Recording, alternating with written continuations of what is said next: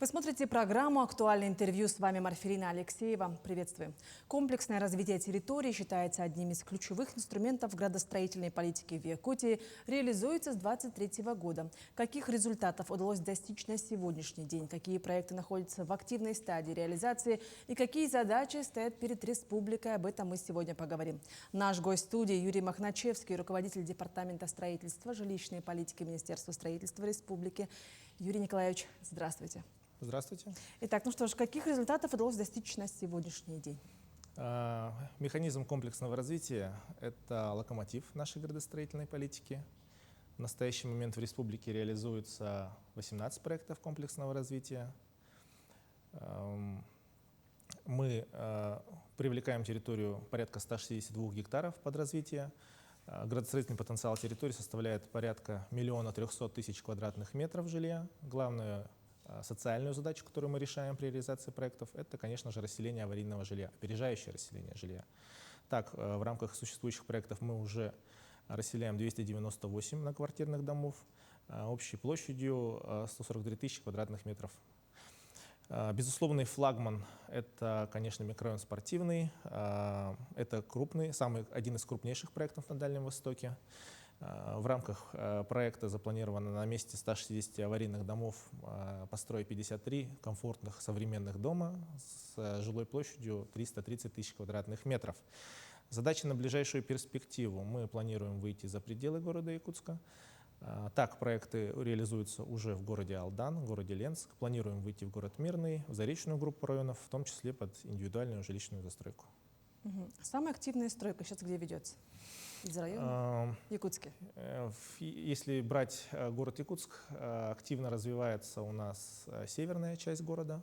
Это вдоль Вилюйского тракта, Объездное шоссе, улица Билибина. Ну и, конечно, 50 лет Советской армии, речной порт.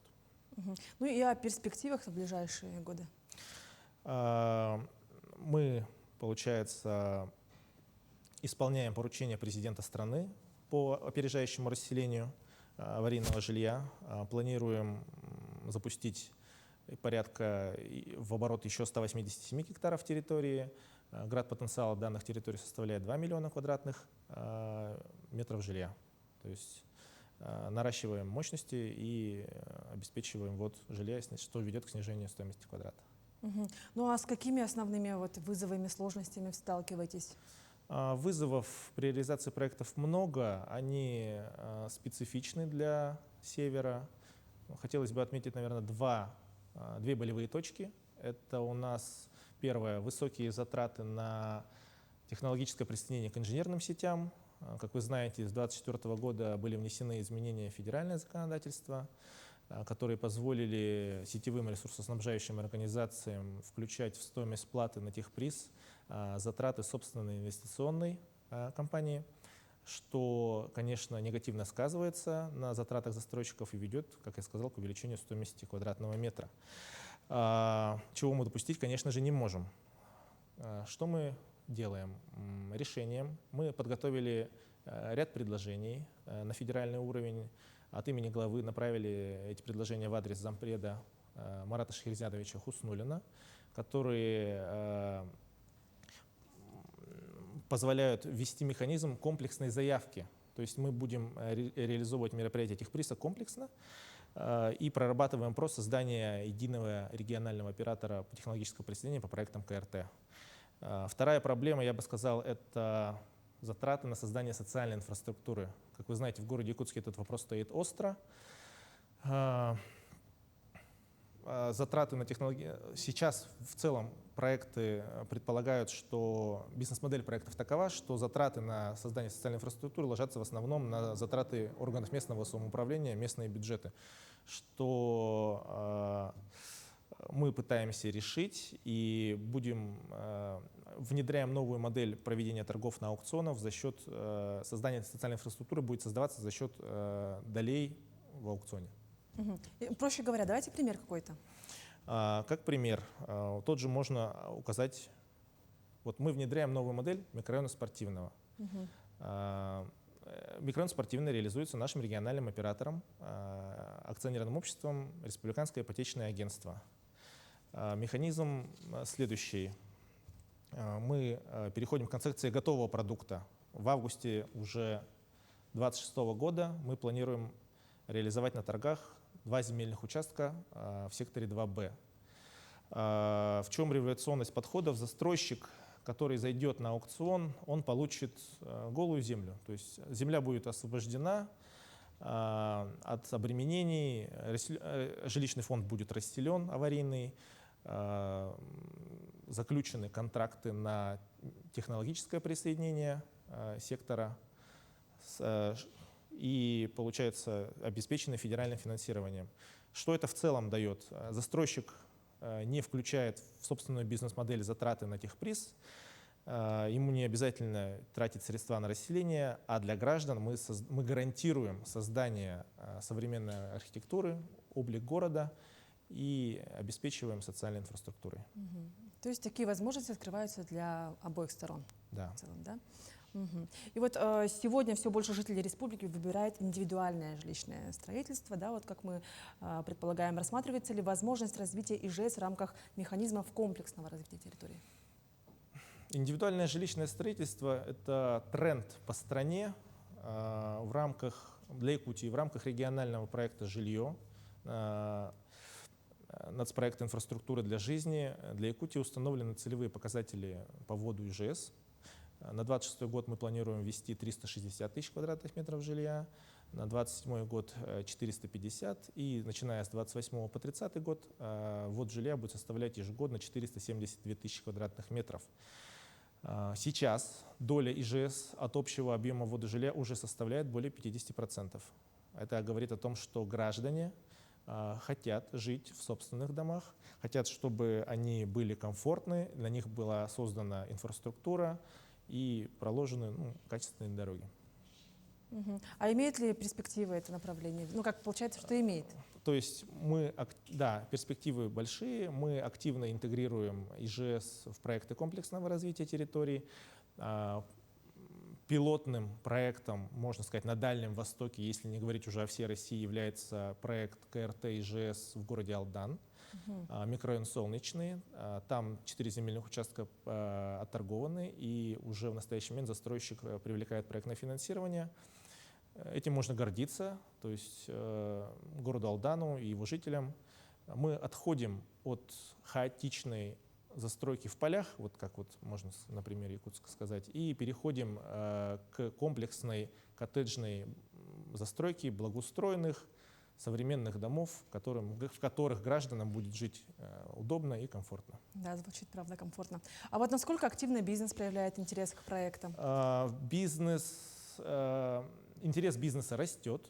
Мы сами меняем правила игры и стараемся сделать их более прозрачными и выгодными.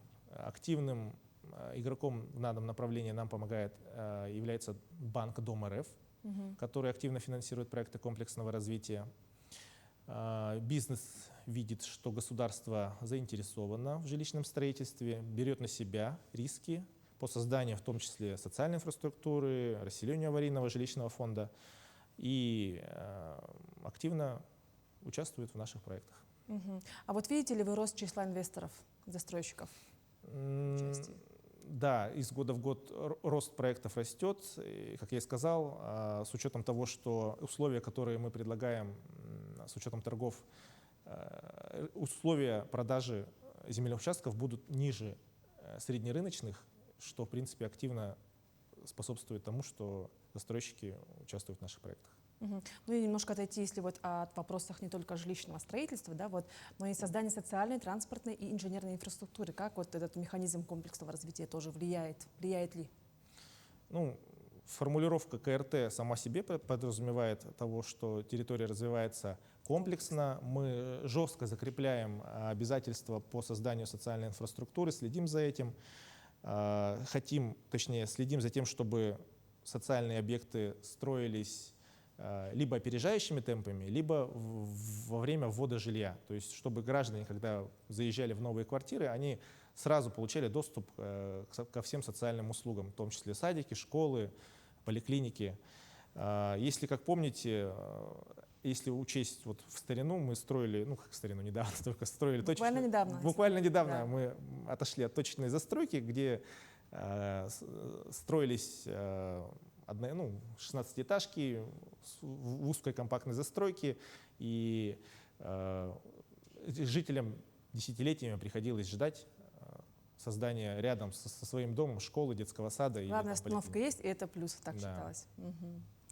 Так, ну а если говорить о долгосрочной перспективе, да, каким вы видите развитие механизма КРТ вот в Якутии взять так через лет 5-10?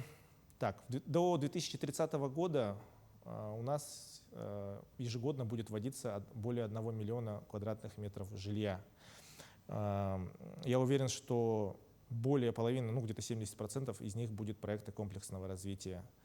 Как я и сказал, мы должны выйти за пределы города Якутска, отойти от точечной застройки, развивать механизмы взаимодействия с региональными операторами, ресурсоснабжающими организациями, синхронизироваться для снижения издержек и затрат на создание всех объектов. Как видим, точки роста, ну, конечно же, это, как я уже упомянул, это развитие города Якутска вширь, то есть будем развиваться в сторону северной части, Вилюйский тракт и 50 лет Советской армии. И там уже, кстати, реализуется проект комплексного развития, так речной порт города Якутска, Ленские высоты. В целом, наша главная цель на десятилетие – это доказать, что на севере, в наших суровых условиях, можно строить не только выносливые дома, но также строить красивые, комфортные, качественные дома, в которых граждане будут жить счастливо. Ну вот вы назвали точки роста в городе Якутске, да, потом до этого мы вот тоже упомянули Алдан. Какие еще вот районы тоже активно застраиваются комплексно? С учетом того, что мы планируем развивать КРТ под ИЖС, я сказал, что мы планируем выйти в заречную группу районов и в центральную группу районов под КРТ и ИЖС. Под это дело мы будем привлекать федеральное финансирование на развитие инфраструктуры. И сейчас мы уже ведем работу с органами местного самоуправления по определению первичных проектов, и с 2027 года уже будем заходить на КРТ и ИЖС в центре Якутии. Ну что ж, Юрий Николаевич, спасибо, что вы уделили время и ответили на наши вопросы. Это была программа «Актуальное интервью». До встречи в эфире.